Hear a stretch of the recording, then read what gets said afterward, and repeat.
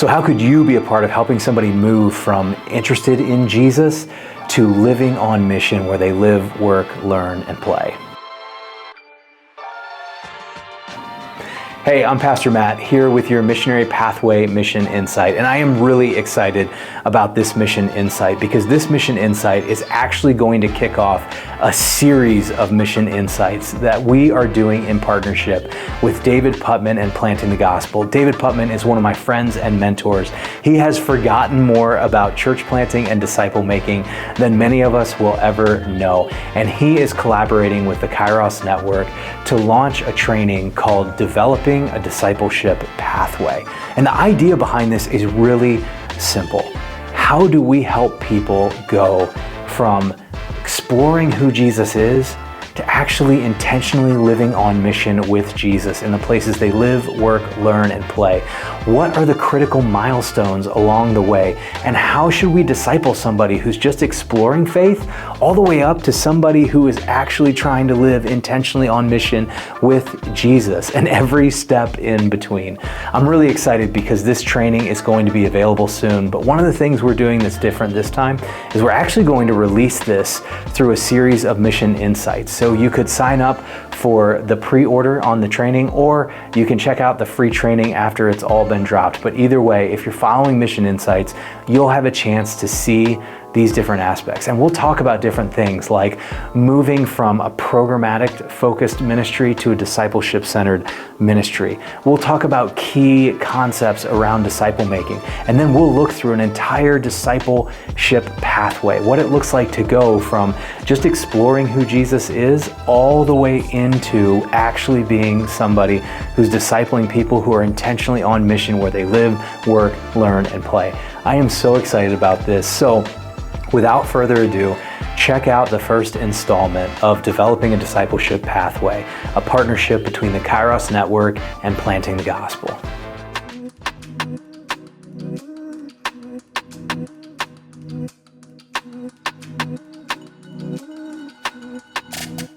Well, hey, I am here with the one, the only David Putman. David has been a friend, a mentor, a coach. We've been walking together for well over a decade.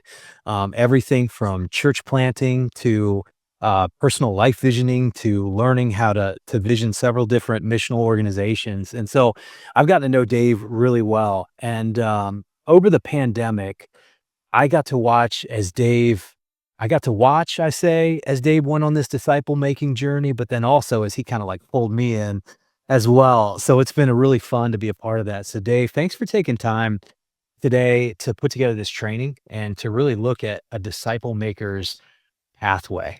Yeah, absolutely, Matt. I appreciate that.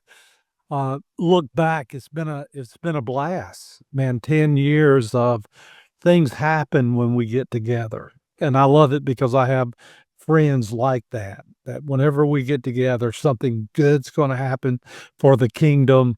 And I love working with you as well. And I love working on our disciple makers pathway. Yeah, and even reflecting on that time, like you're one of those guys that I love connecting with because you've forgotten more about church planting and mission than many people will know. But there's a lot of stuff that I really watched shift in you as you thought about that. And so kind of as we talk about digging into the disciple making pathway, before we even do an overview, you've really made a huge shift from a program driven focus and style to a discipleship driven style. Give us an overview of what that journey was like. Yeah, well, I had the misfortune of being successful with the program side of things. And so early on, we started planting churches around the idea of, hey, what would happen if we got off to a big start instead of a struggling start, which was probably a good question. And so we began to launch large, but what happened really sort of snuck up on us was we became more about programs, and our program was simply the Sunday morning experience. My good friend Larry McCrary of Upstream Collective, he once told me, because we were doing this together at the same time, he says, David, I think we might have started a lot of worship services. I'm not sure we started many churches. And this was like 10 years in reflection.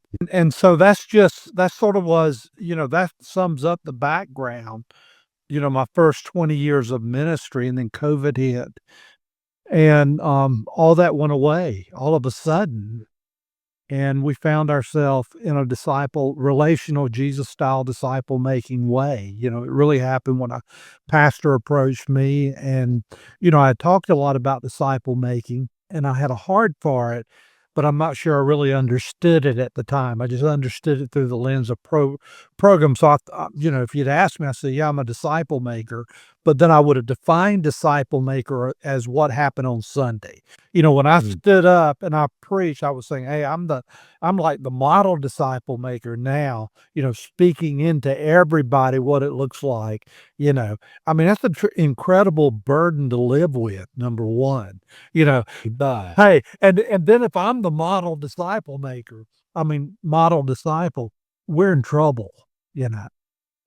Well, and it's so cool that you bring it up that way, because it's like God took a true strength area for you, an area where you were definitely considered an expert, and He removed that.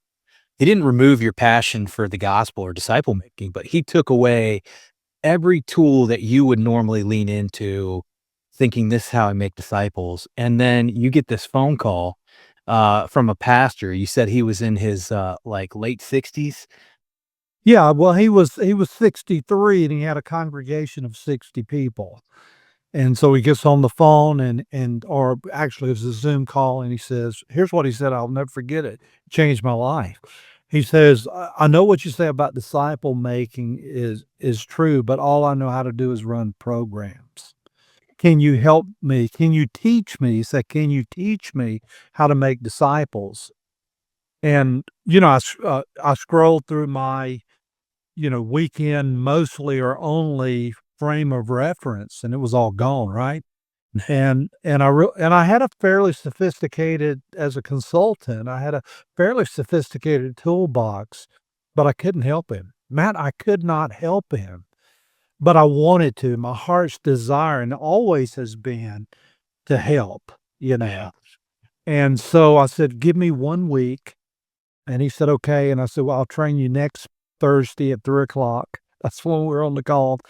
And the next Thursday, I met him and I gave him a simple tool that I like to refer to now as the 5-3-2 disciple making method, highly relational, obedient based, Jesus style disciple making tool. And the Lord gave it to me that week while I was getting ready. I was praying every day, God, give me the simplest disciple making tool. And I knew something about disciple making, but I wasn't a practitioner.